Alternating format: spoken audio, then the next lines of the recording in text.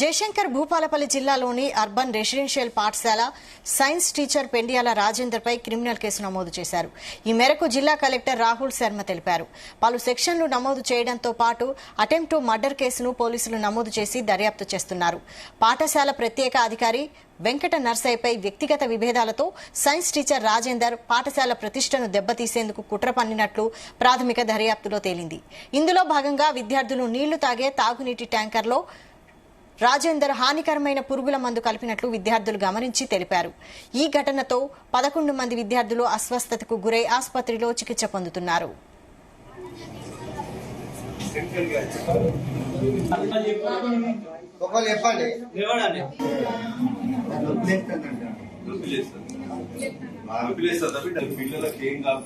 Water లో Mona కలిపిండు science Rajender sir Mona కలిపిండు.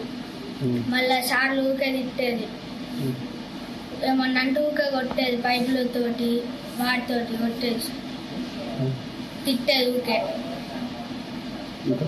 ఇంకా